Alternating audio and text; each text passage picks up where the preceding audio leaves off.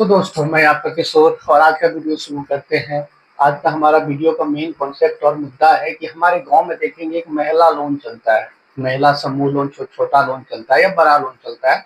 सारे को एक ही टर्म्स और कंडीशन जो आरबीआई ने और सुप्रीम कोर्ट ने जो बनाया है उसी के हिसाब से चलना पड़ता है।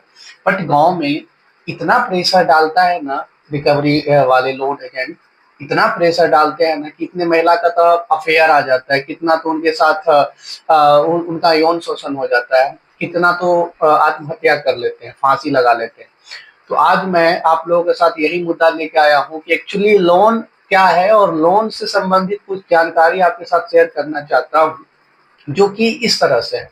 पहला आपको बता रहा, अगर लोन ना चुका पाने पे रिकवरी एजेंट जबरदस्ती घर में घुसकर सामान उठा ले जाए या धमकाए तो क्या करे। हमारे बिहार में देखो, खास करके हमारे गांव समाज में, कि महिला सब जो है ना सबसे पहले लोन ले लेते हैं, इधर से 2 रुपये 1 रुपये उठाते हैं, यहाँ पे 10 रुपये लगा देते हैं, 5 रुपये लगा देते हैं।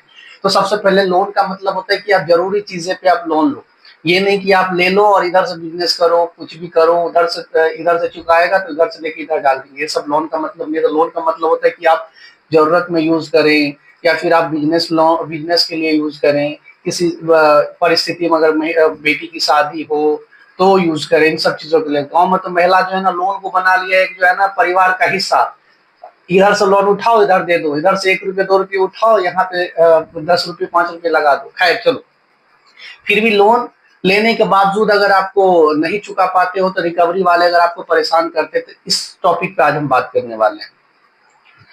अगर लोन नहीं चुकाने पे अगर रिकवरी एजेंट वाले आपको धमकाते हैं या घर में घुस के सामान उमान ले जाते हैं, आपके मवेशियों सबको खोल लेते हैं, तो यह पूरी तरह से गैर कानूनी अवैध है। भारत में लोन रिकवरी के लिए बैंकों और फाइनेंस कंपनियों को कुछ कानूनी प्रावधानों का पालन करना पड़ता है। अगर कोई एजेंट जबरदस्ती घर में घुसकर सामान उठा लेता है या धमकी देता है या आत्महत्या करने के लिए मजबूर करता है तो यह अपराध है। आप इसके खिलाफ कानूनी कार्रवाई कर सकते हैं। और कानून क्या कहता है ये आपको बताता हूँ।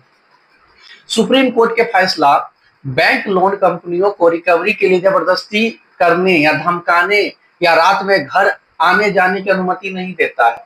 वहां में देखोगे लोन वाला जो है ना घर में उसके जहाँ पे महिला सब जो है ना खाना बनाती रहती है वहां पे जाकर बैठा रहता है, बोलता है लोन दियो नहीं है, ये लोन दियो का पैसा दियो नहीं है। चलो ठीक है, मैं देखा हूँ इन चीजों को, इसलिए मैं थोड़ा फनी टाइप में बोल देता हूँ जो वहां पे देखता हूँ। उसके बाद आरबीआई का गाइडलाइन क्या कहता है बताता हूँ। बैंक और एनबीएफसी कंपनियों को रिकवरी एजेंट भेजने से पहले निम्नलिखित नोटिस देना पड़ता है, नोटिस देना होगा आपको। उसके बाद रिकवरी एजेंट सुबह 8 बजे से लेकर शाम को 7 बजे तक ही आ सकते हैं। उसके बाद ना तो आपको कॉल करेगा ना किसी को घर पे आने की अनुमति है, सुबह को 8 बजे से लेकर शाम को 7 बजे तक। उसके बाद वो गाली गलौच मारपीट महिलाओं से बदतमीजी या जबरदस्ती नहीं कर सकता है। गांव में जाओगे बोलेगा भैंस खेल के लेके चला जाएगा, गाय भैंस खोल के लेके चला जाएगा, कुछ भी लेके चला जाता है यार।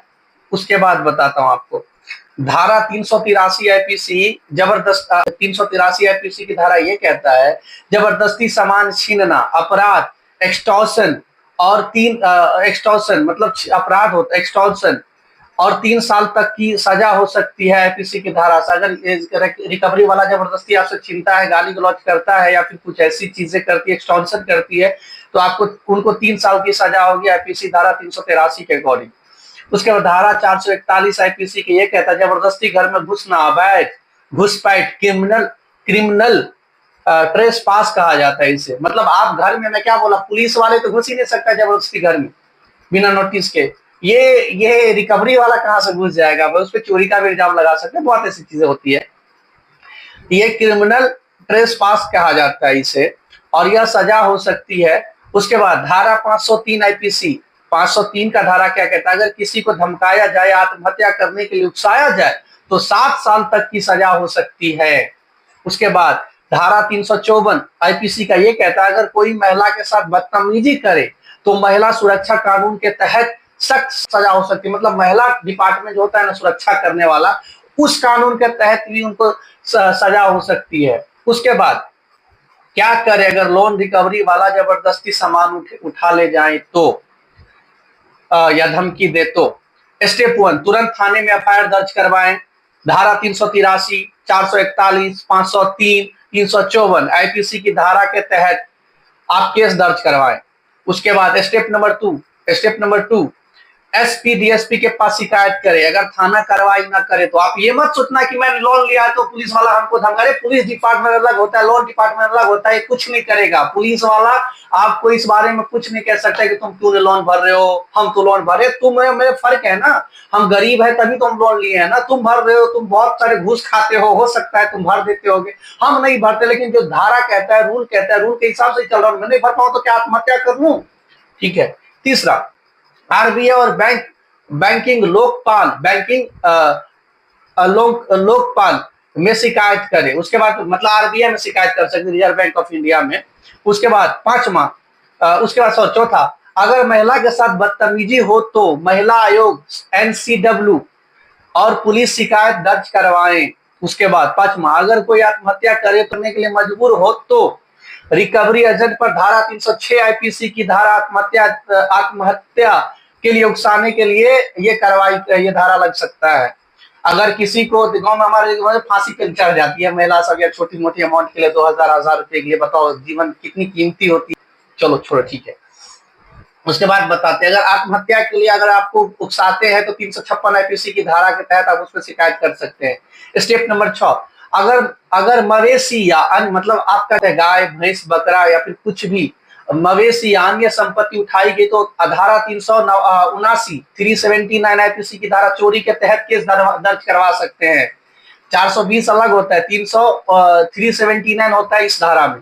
ये चोरी के तहत आईपीसी की धारा 379 के तहत आप केस दर्ज करवा सकते हैं। स्टेप नंबर 7, कोर्ट में केस फाइल कर सकते हैं। आप मानसिक उत्पीड़न और नुकसान का मुआवजा भी मांग सकते हैं, कंपनसेशन।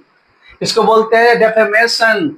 डेफेमेशन मतलब होता है मानसिक उत्पीड़न, जो है ना, आप मानहानि लगा सकते हो कि मेरे इसके चक्कर में मैं परेशान हो गया हूं, मैं इतना परेशान हो गया कि आत्महत्या करने के लिए सोच लिया, मैं अपने आप को हार्म पहुंचा लिया, तो इसके लिए जो है ना उस पर केस फाइल हो जाएगा। क्योंकि जो लोन होता है ना, बैंक लोन आरबीआई के अकॉर्डिंग काम करता है। क्योंकि जितना भी रिकवरी वाले होते हैं ना, RBI reserve bank of India हमारा इंडियन बैंक है, वो बैंक उनको रिकवरी के लिए जो है ना, कोई मतलब ये नहीं कि रिश्तेदार को फोन कर देगा, बदनाम करेगा, ऐसा कुछ नहीं कर सकता है, वो रूल है। उसके बाद तीसरा मैं नियम बताता हूं, महिलाओं के लिए विशेष सुरक्षा उपाय दिया गया है।